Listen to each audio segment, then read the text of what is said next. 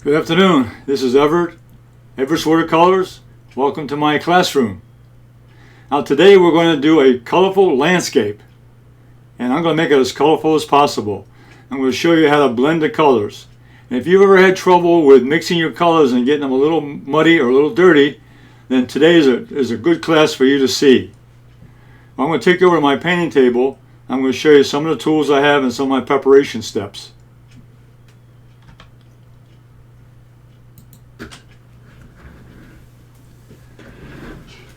Okay, I always have my color wheel here, my artist color wheel. I always refer to that, and we'll talk a little bit about that as I go through my explanation here. This is the sketch I start out with. It's a landscape with a building and some trees, and maybe a road in the foreground here.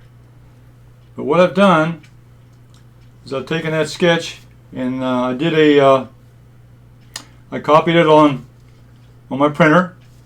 A second copy, and I planned out some of the dark areas for shadows. So this is my value study.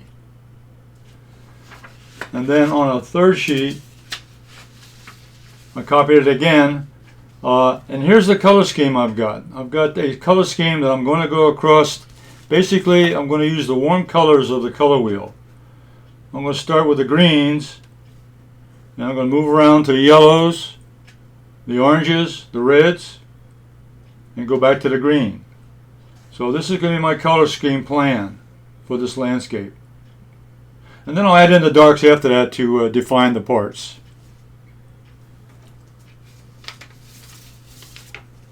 Let me take over a close-up and let me show you my beginner sketch.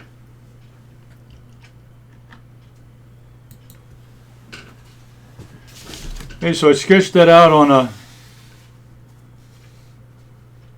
small sheet of watercolor. This is about 8 by 10 size watercolor paper. This is 140 pound Gemini watercolor paper, archival. It's the only basic watercolor paper I use. It's a very good quality. What it is, I sketched out the plan here, and I just noted little areas I want to make sure I hit here. But I put the basic sketch here on the watercolor paper. Now I'm going to go over and start painting that. I'll go over to my painting board.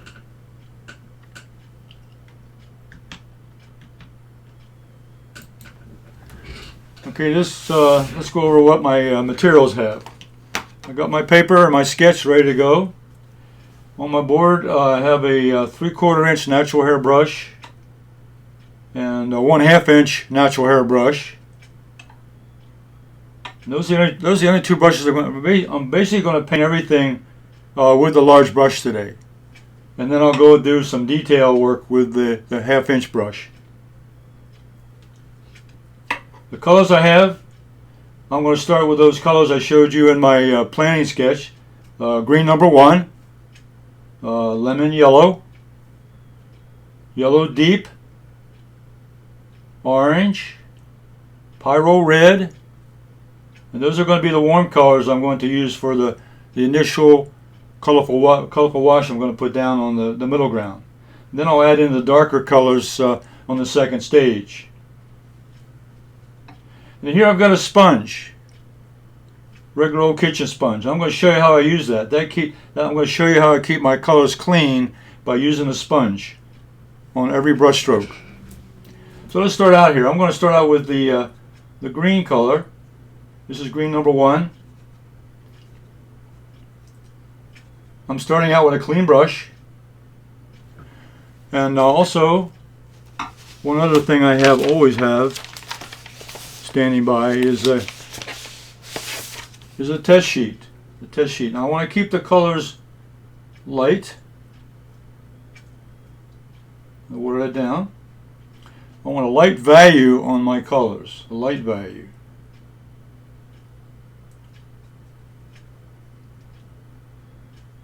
Now light value is about a 30% mixture. 30% of the palette color. So I have to add a lot of water.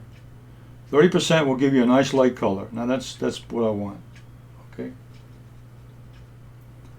Now let me mix up the lemon yellow because I'm going to use that. Now when I change colors,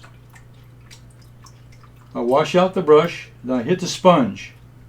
Then I'll pick up fresh paint out of the palette, or out of the bucket, and into the palette.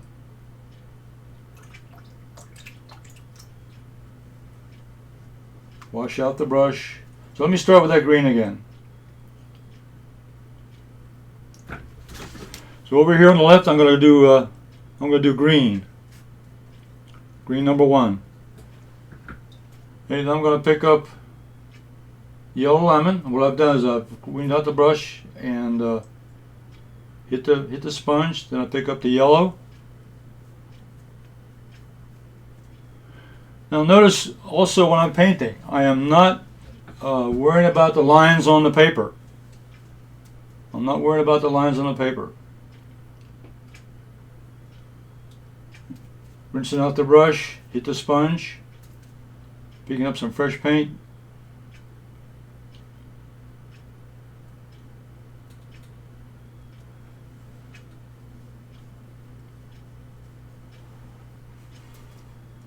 And I'm going to wash out the brush, pick up a little bit of red, pyro red. I'll make sure it's a light color. I don't want it dark, just want it light. And I continue to go across the sections.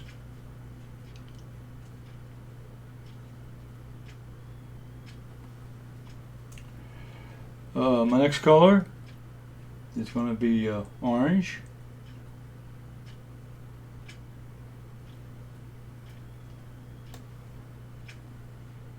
Continue that color. Then I'm going to go back to yellow deep. Some more yellow. And I'm going to go pick up the green number 1 again. I may finish off just a little touch of blue, which will give me a green blue. Rinse out the brush.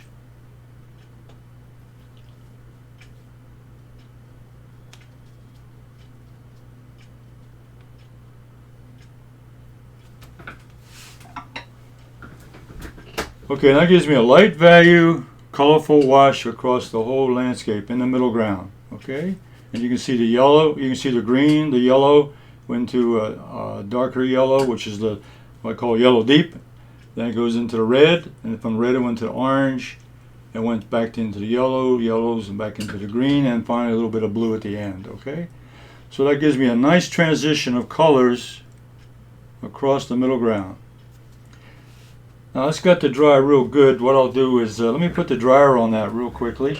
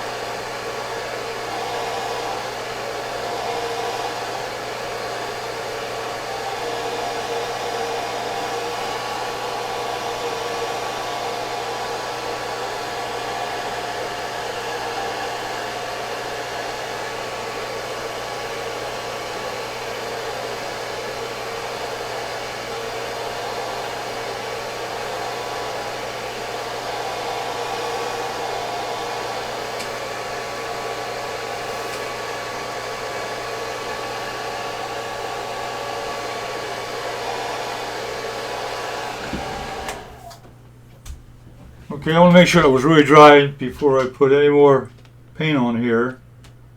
And I test it with the back of my hand. It's all dry. Okay, now I'm going to mix up some darker values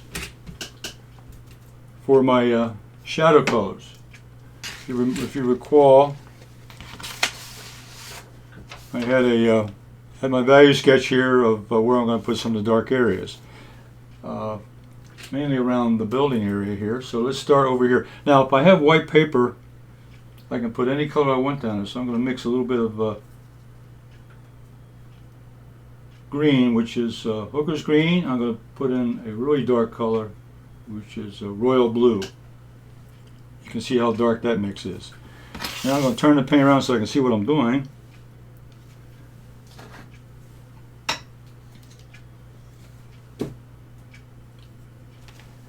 And I'm going to make sure the edge is nice and sharp.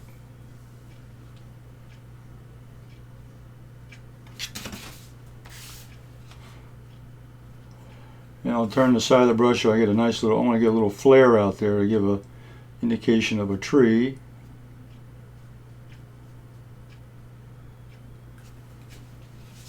I'm going to change the color. That's green, but I'm going to put a little bit, pick up a little bit of ultramarine blue.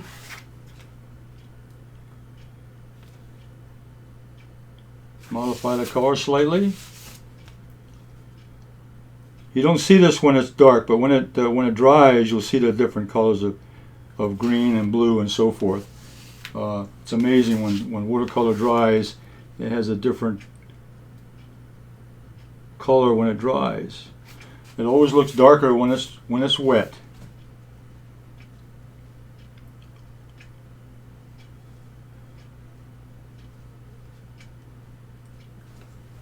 Now I'm going to pick up another color. Maybe I'll pick up a little bit of burnt sienna. As long as it's a dark color, any dark color will work. I'm changing the colors so that it won't be boring to the eye.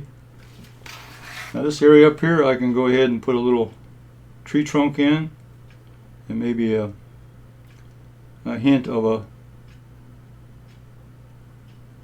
pine tree up there.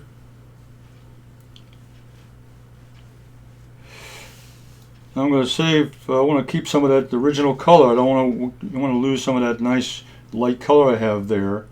So I'm making sure that I go around that. I'll pick up a little more of that blue mix now and go on down. I continue on. Now right here by the side of the building. Again, right now I'm defining the edges of the building. You can see here with this dark against the light. Now we're getting into a definition of the actual shape.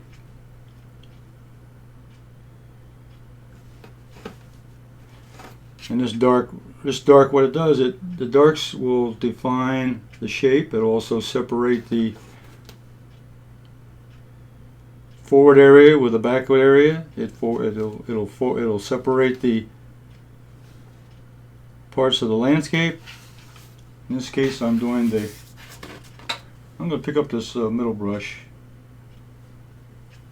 I got just picked up the 1/2" flat brush to get a little. I've got a little tight area in here, so I want to do a little fine tuning here just to make sure I don't go into that. Now here I'm going to define this little area, just this little section. So I'm trying to be careful, get it nice and clean. Yeah. Okay. Okay, that takes care of that side. Now on the other side, I'm going to use green. I'm going to mix a little bit of another color. A little bit of quinacridone violet over here. Because this side I want to have dark also. Just find this section. Now I've got the blue mixed in with the violet, which gives me another color. And the violet next to this yellow will also show up when it dries. That's another reason for using violet next to this yellow. It gives you a nice contrast in color. This dark value will show off the edges here, define the shape.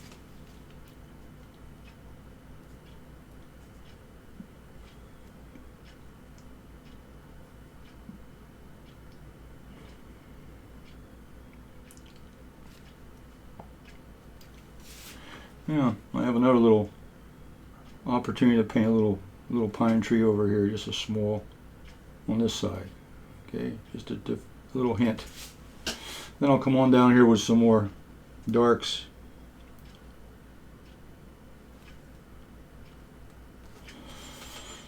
And then what I'll do now, I'm going to kind of use the dark here to show this side of the building.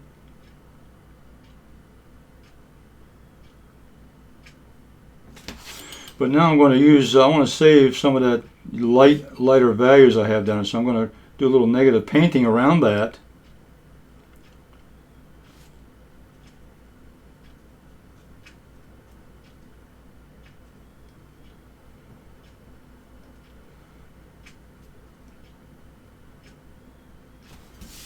Okay, all right.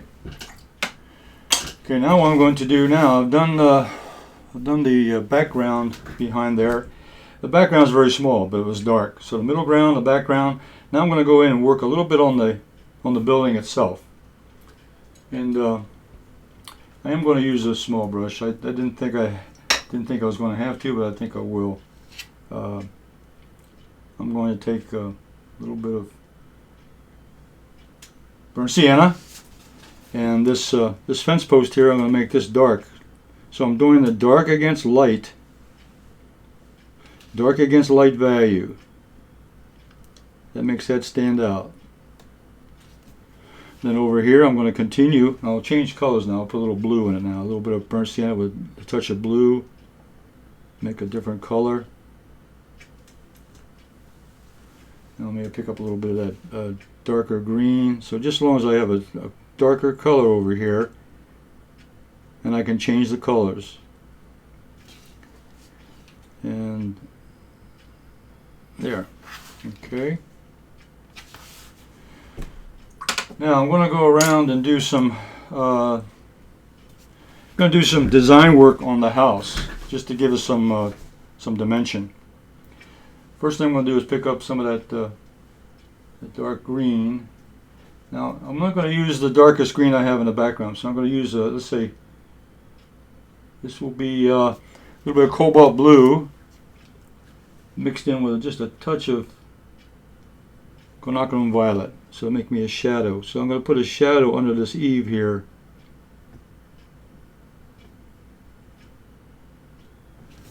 Just to show that off a little bit. Okay. Now this side here is a shadow side. So let's say the sun's coming from my left to my right. So this section will be in shadow. And I see it's yellow and orange. So I'm going to use I can use a little bit of burnt sienna mixed in with a little bit of blue, because I'm using the orange, and I'm going to make this edge a little darker right here. That's the shadow side, and then I'm going to put some shadow underneath of this, and I'm going to pull this back.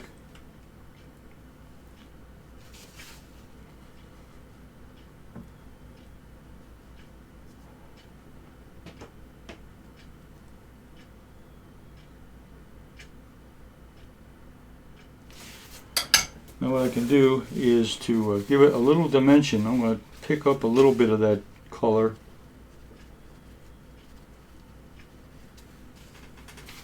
So it goes from dark to light there. It's not as dark there in the corner. That's my decision. And let's see, also I want to, on the top of the roof it's red and orange, so I can use a little darker mix of that. Wash out my brush, hit the sponge, a little bit of red, a little bit of orange. Let's check the value.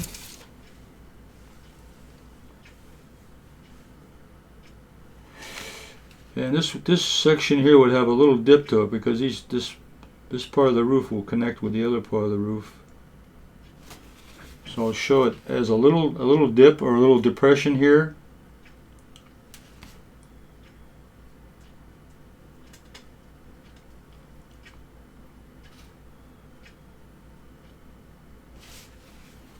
Okay.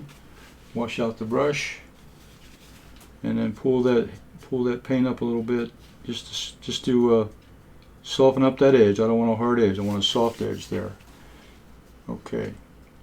Now this side over here would be in shadow also. So I'm going to mix up a little bit of burnt sienna again, and this time I'll put a little bit of blue with it. give it a shadow color, a little bit of blue. And this will be in shadow over here.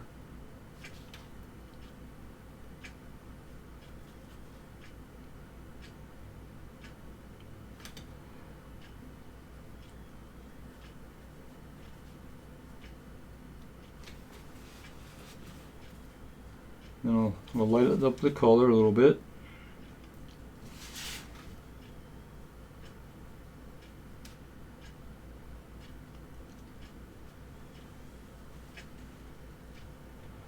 Might be a bush down there, so leave a little bit of that green paint there. Show maybe a little bush showing up there. That'd be fine. And one last thing, just for a little definition. Again, I'm trying to do minimal amount of work on the house, just enough to define the house or the building or whatever it is. But here I've got a smokestack or small chimney, and I'm going to put a little bit of, bring it down a little bit. I'm going to show a little shadow coming off of that, just a little shadow coming off of that chimney right up there on top of the rooftop. Okay. And what I think I can do here, just a little more touch up here on the building. I think I'll give this shadow a little more on the eaves, a little more shape.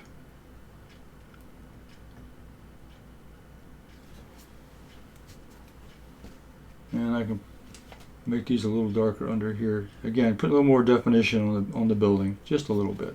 Okay.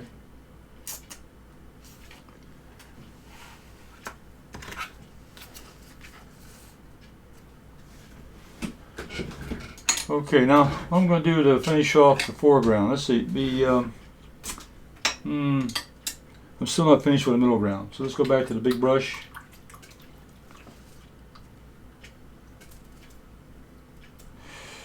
I may have been off camera there on one little section, so let me review what I've done. I added some shadow pattern to this side here by adding a little bit of burnt sienna and then lightening it up a little bit toward the edge. I also added a little shadow pattern over here on this side because the light's coming from here, from the left down to the right. I put dark around the outside over here, and then I added more shadow underneath the eaves over here. Then I added that chimney on the top of the building and a little shadow from the chimney. Okay. So now what we're going to do is we're going to work a little bit more in the middle ground here. I'm going to add some grass. So what I'll do is I'll put a little bit of greenery out here. Just a touch of green, like grass growing down here. But remember, I have to remember there's a shadow coming from the building here. Let's see what color it is. Okay. So this shadow here from the cast shadow from the building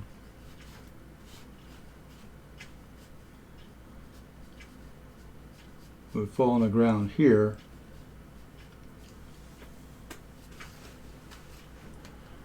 And I can make it just a little tad darker up next to the building.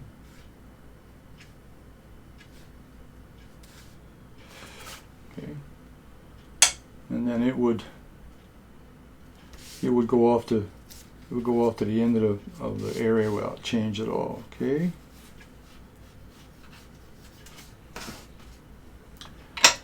Now here on the right after that little grass patch, I'm going to use a little bit of yellow ochre with a small brush, half-inch brush, and I'm going to just drag that. Now when I hit the sponge with that wet brush, and I'm going to just drag this along here in the front. This will be like a rough dirt road just coming along here, just a rough dirt road, just dragging the brush across there, just indicating a little color there.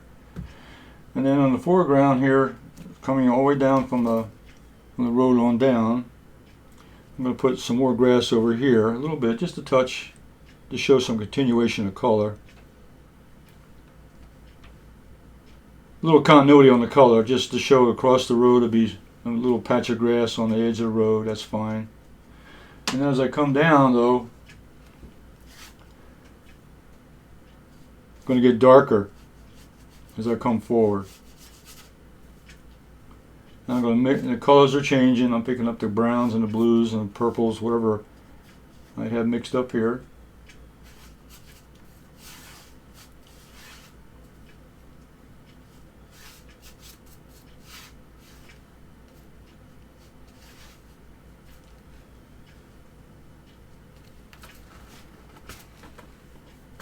Okay. Okay, the last step I want to do is I want to paint on the sky. The last step. And then we'll go over it and make any final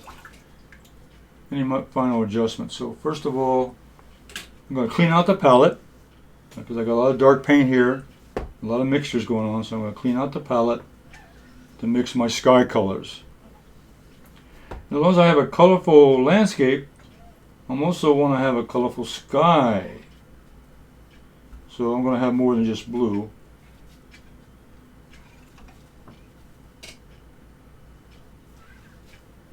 So my plan here is to put out a mix of colors that I can use. Wash out the brush, rinsing out the brush, hitting the sponge will clean out the brush. It'll keep your paints clean. It'll keep your mixture clean. So I want to first of all pick up a little bit of cerulean, blue.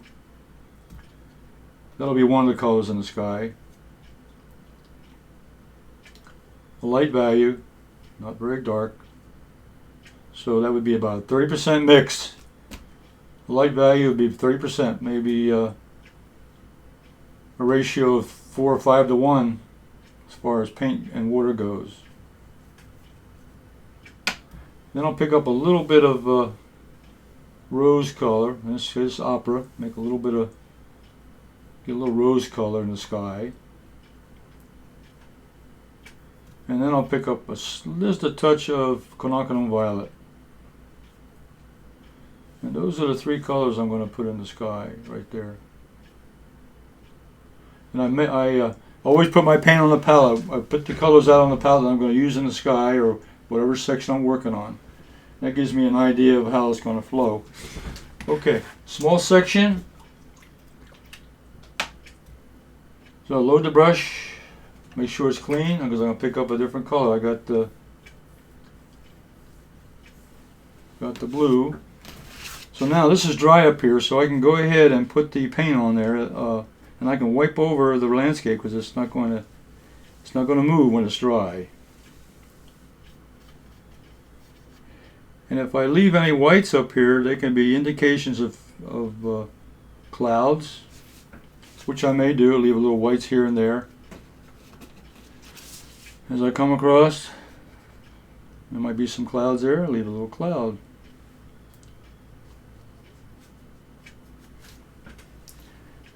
Over here, put some more blue.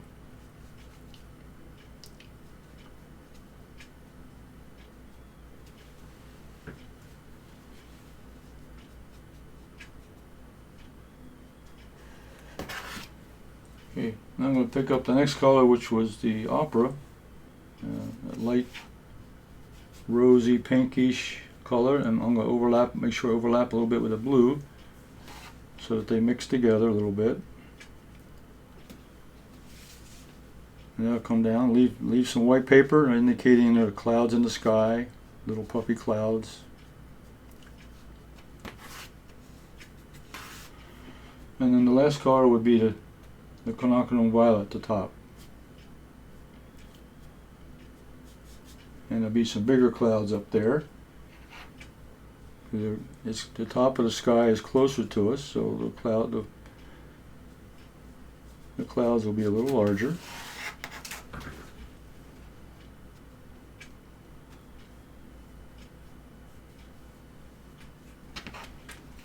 Oh. Let's take a look at that. Now I'm going to put a mat around this and take a look at the results. Okay, let's put a mat around this. I'm going to put a red mat because it's very colorful. Okay.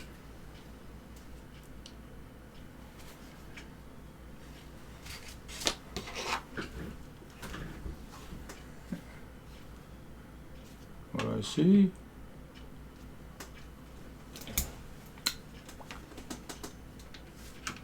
Okay. I think I'll take a small brush and let's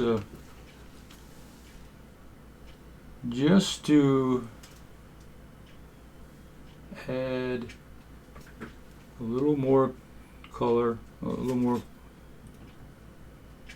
darker shadow underneath the eaves.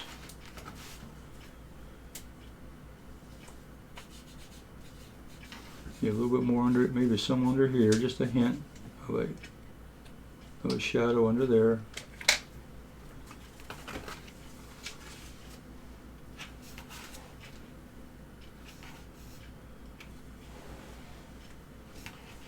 Okay. Yeah. Now, the reason I left the sky light, and we can always add color while it's still a little bit wet. And you don't want to overdo it.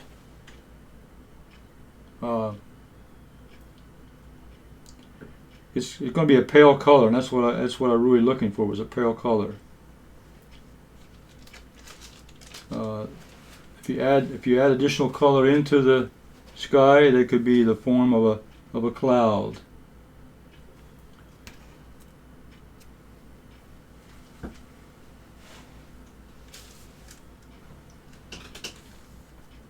And maybe that little bit up at the top, that quinacridone violet.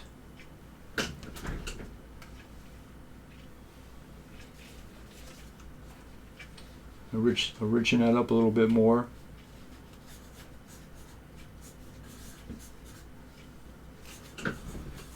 And if I've added to those two colors, I'm going to add to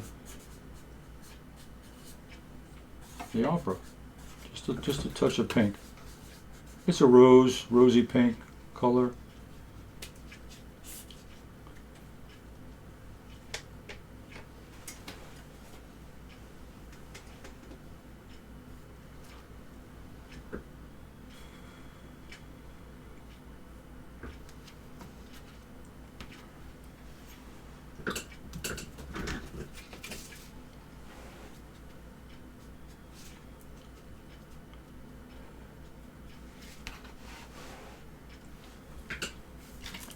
Okay, let me bring this over to the close-up camera to take a better look at the results.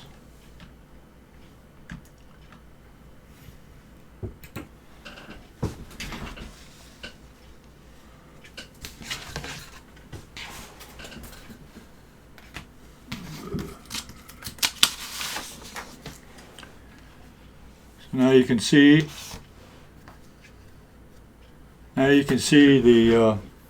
the darks and the lights. I'll put the mat around it. Okay, all right. So actually, what we've done here is I've done a very, very colorful. Remember, I forgot about the lines. The lines that I drew for the buildings and so forth, I just painted right across them.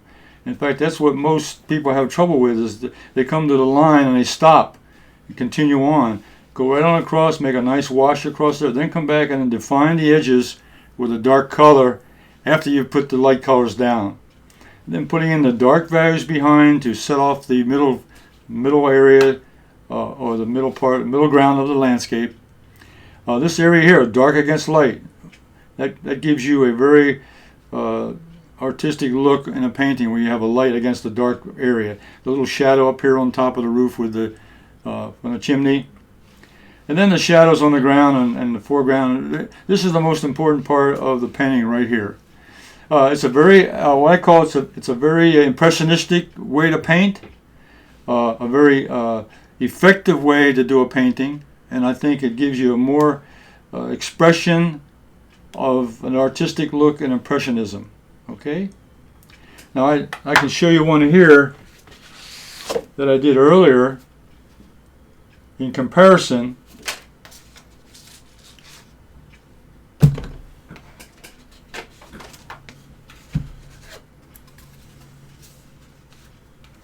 Now this is a painting I did earlier, not the same painting, but a similar painting of a building. But you notice here, basically painted by parts. Or this tree is separate from the building.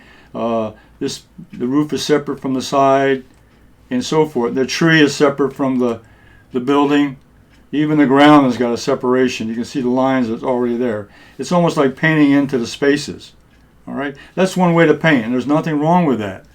But what I'm showing today is that by painting that colorful, those colorful changes across the landscape, that you forget about the lines, you forget about the shapes. You just go ahead and put the colors in, then go back and modify it with the darks to bring up those, and you enhance some of the edges and so forth, and minimize where you go. This side defines this side defines that edge, the background defines the edge of the roof, and so forth. So that with a minimal amount of work, you can come up with a very effective painting. Okay. And this is what I call impressionism, because you just want to capture the essence, you want to capture the shapes, and the colors are very important. But this makes a very colorful. This makes a very colorful painting, and we can always add in more detail. I can add in the boards in the roof. I can add in shingles. I can add in some lighting here, panes on the window. I can add a door. I can do all kinds of add-on. I can also add details to this painting if I wanted to make it more realistic. But at this point, it's an impressionistic painting with a lot of expression, a lot of color. And that's what I like about it. Now let me come back to the main camera.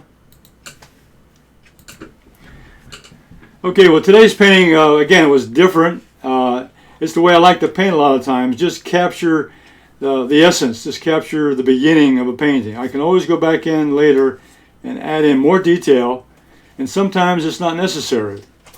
You get to this stage here of the painting, and you got all the elements you want to see. You got the color, you got the values, and you got the shapes. And by adding in more detail doesn't make it a better painting. Okay, so I hope this painting was interesting to you. I hope you will try some of this sometime and let me know how you like it. I'll be back again on Thursday, and Thursday I'm going to do, believe it or not, I'm going to do a flower garden. I'm going to play with the spray bottles and sponges and so forth, but I'm going to do a flower garden on Thursday. I'm going to have fun with watercolors again, and the more fun with colors, the more fun with flowers and so forth. I thought it would be a nice break from landscapes and everything. So a flower garden on Thursday at 2 o'clock. Don't forget to subscribe to my channel and give me a thumbs up. It helps my rating on the YouTube, so every little bit helps. So you all stay safe and take care of each other, and I'll see you on the next video.